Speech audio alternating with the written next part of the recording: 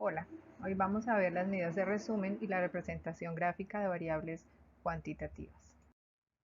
En nuestro mapa mental de variables recordamos que las variables cuantitativas o numéricas son aquellas que se miden en valores numéricos y se clasifican en discretas y continuas, de acuerdo con si pueden ser números decimales en continua o si son números enteros en discreta. También se clasifican estas dos, discretas o continuas, en escalas de intervalo o razón, de acuerdo con la significancia del cero, si no indica ausencia o si indica ausencia respectivamente.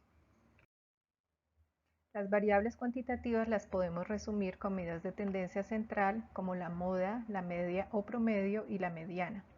La moda es simplemente el valor que más se repite en esa serie de datos, se denota de esta forma. La media o promedio es el valor central de esa serie de datos, se denota de esta manera cuando se trata de una muestra y con μ cuando se trata de una población de referencia, y la mediana es el valor en el cual la serie se divide en dos grupos iguales. Por encima está la mitad de los datos, el 50% de los datos, y por debajo de la mediana está la mitad o el 50% de los datos, y esta se denota de esta forma. ¿Cómo se calculan? La moda nos identifica el dato que se repite con mayor frecuencia absoluta. Para eso utilizamos la frecuencia absoluta y el valor que tiene la mayor frecuencia absoluta es la moda. Para la media hacemos la sumatoria de todos los datos, en este caso x sub i incluye cada uno de los valores y los dividimos por el total de los datos correspondientes. Y la mediana implica que primero ordenemos los datos, preferiblemente en orden ascendente, e identificamos el dato que se encuentra justamente en la mitad. En el caso de tener datos totales pares, utilizamos esta fórmula de n más 1, n siendo el total de los datos, y lo dividimos en 2. Este nos indica la posición de la mitad. Algunos ejemplos. Tenemos esta serie de datos que corresponde al número de hermanos y cuando calculamos la frecuencia absoluta vemos que el dato 0 se repite 4 veces, 1, 2, 3, 4, el dato 1 se repite 6 veces y los datos 2, 3, 4 y 5 se repiten una sola vez. Por lo tanto, la moda corresponde al número 1, que es el valor que más se repite. La media implica entonces que hagamos primero la sumatoria de todos los datos, incluyendo los ceros, lo que nos da 20, y dividimos sobre el total de observaciones, que es 14. Esto corresponde a 1,4. Entonces, la media de hermanos es de 1,4 hermanos por persona. Para la mediana, primero ordenamos los datos en forma ascendente y vemos que cada uno de ellos adquiere una posición. La posición la tenemos aquí en la letra verde e identificamos en esta serie de datos cuál es el valor que corresponde a la mitad de los datos. Sería 7.5, la posición sería en la mitad entre 7 y 8. Sumamos estos dos datos, los dividimos por 2 y nos da la mediana, 1. Es decir, que esta posición 7,5 es la posición de la mediana y corresponde al valor 1. La mediana de hermanos es 1, por lo tanto la mitad de las personas tienen un hermano o menos y la otra mitad tiene un hermano o más. Para cada una de las variables cuantitativas estimamos las medidas resumen y luego estimamos para cada medida resumen la medida de dispersión. Las medidas de dispersión nos indican la variabilidad que hay en la serie de datos. La varianza y la desviación estándar o típica se aplican a medidas de dispersión a la media y el rango intercuartílico a la mediana. La varianza es el valor promedio de la variabilidad de dos datos con relación al cuadrado de la media y se denota de esta forma para la muestra o de esta forma con la letra sigma para la población. La desviación estándar es la raíz cuadrada de la varianza y la denotamos con S para la muestra o este sigma si es poblacional. Y el rango intercuartílico nos habla de la variabilidad de los datos con relación a la mediana y se denota con estas letras en español o con estas letras en inglés. Aquí vemos la fórmula de la varianza, en la cual es la sumatoria de la diferencia que hay entre cada valor frente a la mediana. Esa diferencia la elevamos al cuadrado y la sumamos. Cuando tenemos esta suma la dividimos por el total de la muestra menos 1 y así obtenemos la varianza. La desviación estándar es esta misma fórmula de la varianza, pero sacándole la raíz cuadrada. Y para el rango intercuartílico hacemos la resta entre el valor que corresponde al cuartil 3 y el valor que corresponde al cuartil 1. ¿Cómo hallamos estos cuartiles? Utilizamos esta fórmula, siendo K el cuartil deseado. K sería el cuartil que deseamos, 1, 2, 3. Lo multiplicamos por el total de la muestra más 1 y lo dividimos por 4, pues corresponde 4 de cuartiles, es decir, que se divide en la serie de datos en 4 grupos iguales. Vamos a ver ejemplos. Vamos a calcular la varianza del número de hermanos en esta serie de datos donde hay 14 datos en total. Lo primero que necesitamos es obtener el promedio, donde sumamos cada uno de estos datos, lo dividimos por el total de la muestra, que es 14, y el resultado es 1,43. A continuación, restamos cada valor de la media y lo elevamos al cuadrado. Entonces sería el primer dato, 0, menos la media 1,43 elevado al cuadrado, lo sumamos al siguiente valor, 0, menos 1,43, que es la media al cuadrado, y así sucesivamente con todos los 14 datos. Aquí despejamos la resta, se incluye el valor negativo, y luego lo elevamos al cuadrado y obtenemos el resultado. Al sumar todas estas diferencias al cuadrado, este es el dato que obtenemos. Este dato lo dividimos entre el n, que es 14, menos 1, que nos da 13, y la varianza es 2,41 en este ejemplo. La varianza no tiene unidades porque hemos hecho una elevación al cuadrado de las diferencias. Entonces, pero sí nos da una idea de la variabilidad que existe de los datos con relación a la media al cuadrado. Para la desviación estándar, sacamos la raíz cuadrada a este valor de la varianza y es 1,55. Este nos da en hermanos y nos indica que hay una variabilidad entre 1,5 hermanos por encima y por debajo del valor promedio, que es de 1,4. Para el rango intercuartílico, entonces ordenamos los datos de menor a mayor y obtenemos los cuartiles, en los cuales nos interesa el cuartil 1, el cuartil 2 y el cuartil 3. Note que el cuartil 2 corresponde exactamente a la mediana, que es el valor que divide la serie de datos en dos grupos iguales. Por encima de la mediana está el 50% de los datos y por debajo está el 50% de los datos. Aplicamos la fórmula para el cuartil 1. El n más 1 sobre 4 nos da la posición en la cual debemos buscar este valor para el cuartil 1. Contamos, sería la posición 3,75, que estaría en la posición entre la posición 3 y la posición 4.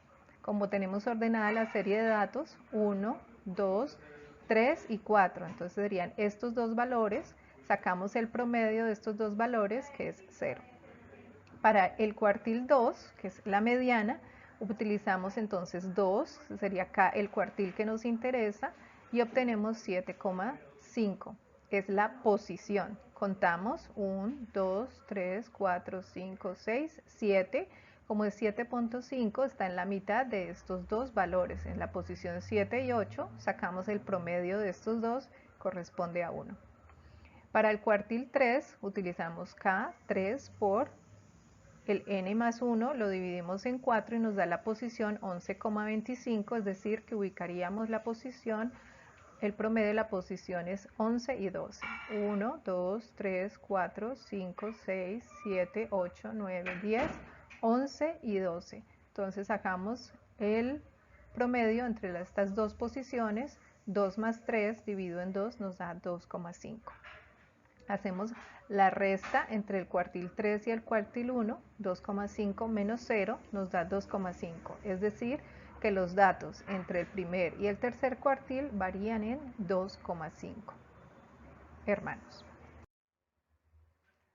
La representación gráfica de las variables cuantitativas la podemos hacer con barras o columnas o el diagrama de Pareto, así como la hicimos con las variables cualitativas. Recuerden que las variables cuantitativas tienen la ventaja que se pueden categorizar y de esta manera analizar como variables cualitativas.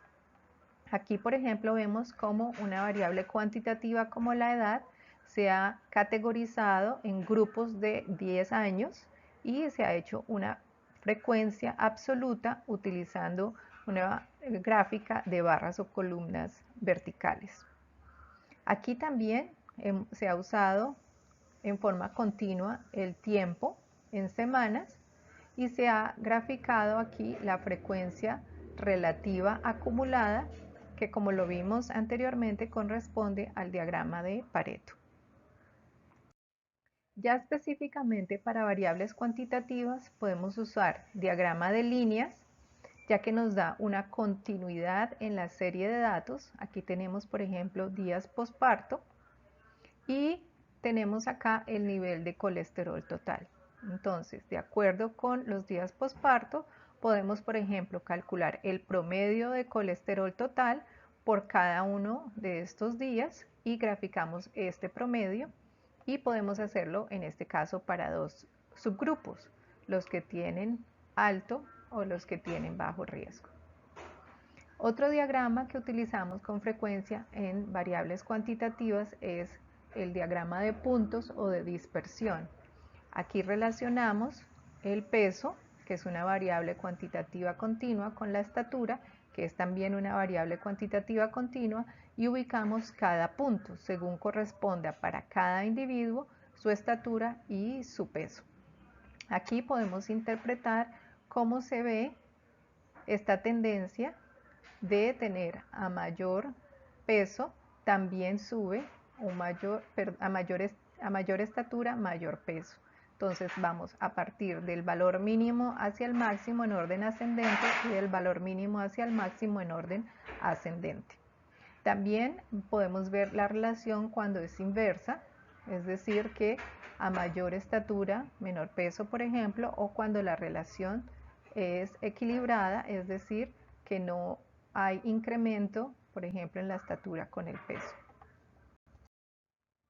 Para dibujar estas escalas, tanto los diagramas de puntos como los gráficos de líneas, debemos tener en cuenta que la distancia entre los diferentes valores debe ser proporcional, tanto en el eje X como en el eje Y, para que no nos dé esta tendencia exagerada, por ejemplo, en una escala vertical o en este caso en una escala horizontal. La proporción que hay, la distancia entre un valor y otro, deben ser similares tanto en el eje Y como en el eje X, como lo tenemos aquí, por ejemplo, en esta gráfica. Otra gráfica que usamos es el histograma y el polígono de frecuencias. Esta es una gráfica muy importante que vamos a trabajar bastante en las próximas clases. Para hacer esto, entonces, primero definimos la frecuencia absoluta en el eje Y, se define en el eje X una categorización de esa variable cuantitativa definida como clases. Ahora vamos a ver cómo se establecen las clases y utilizamos un gráfico de barras en la cual no hay separación entre las diferentes barras. Es la frecuencia absoluta para cada una de las clases. Las barras corresponden al histograma y el polígono de frecuencias corresponde a la línea en la mitad de esa barra. Entonces el punto medio de cada una de las barras lo unimos y ese corresponde al polígono de frecuencias. Para elaborar el histograma de frecuencias, entonces primero definimos las clases en las que vamos a agrupar la variable cuantitativa. Ese número de clases se llama K. ¿Cuántas clases vamos a hacer? Se aconseja cuando vamos a hacer el histograma, no tener menos de 3 ni más de 15 intervalos, es decir, el total de barras que vamos a dibujar. Una forma estándar de calcular el número de intervalos es a través de la regla de Sturges usando esta fórmula de 3.3 el logaritmo en base 10 del total de la muestra más 1. Una vez conocemos el total de intervalos que vamos a usar, estimamos C, que es la amplitud de los intervalos. Estimamos el rango, donde el rango es la resta entre el valor máximo y el mínimo que se tiene en la serie de datos, y lo dividimos por K, que fue el número de intervalos que calculamos.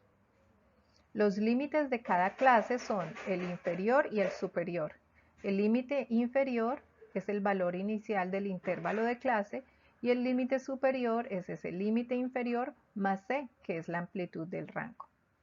La marca de clase es el punto medio del intervalo, que es el límite inferior más el límite superior sobre 2 en cada una de las clases. Así, de esta manera estimamos el rango para cada una de las clases que vamos a estimar la frecuencia absoluta. Y con esta tabla es que vamos a dibujar nuestro gráfico de barras para el histograma. Vamos a hacerlo con este ejemplo donde tenemos edades. En total son 14 datos. Vamos a estimar K, que es el número de intervalos usando la regla de Sturges, 3.3 por el logaritmo en base 10 de n, que es 14, más 1, nos da 4.7 y lo aproximamos al valor entero, idealmente impar más cercano. En este caso sería 5. Ya como hemos estimado K, que es el total de intervalos, es decir, cuántas barras vamos a tener en este caso 5, vamos a estimar C, que es la amplitud de ese intervalo de clase. Tenemos el rango, que sería la distancia, la diferencia entre el valor máximo y el mínimo. Aquí el valor máximo que tengo es 25 y el mínimo que tengo es 15. Entonces el rango es de 10 en esta serie de datos. Entonces divido el rango, que es 10, sobre 5, que es el intervalo, es el total de intervalos de clase, y me va a dar 2. Entonces la amplitud para cada intervalo es de 2.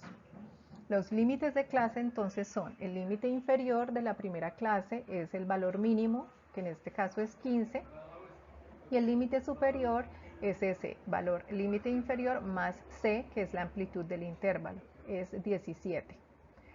Pero no se incluye ese valor 17 cuando estimamos la frecuencia absoluta.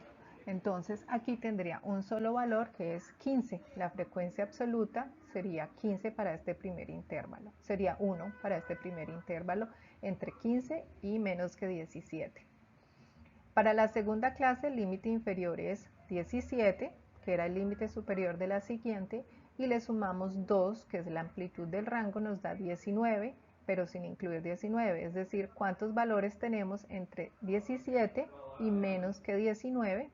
Tenemos 18, 1, 2 y 3 veces. La frecuencia absoluta para este intervalo de clase es 3.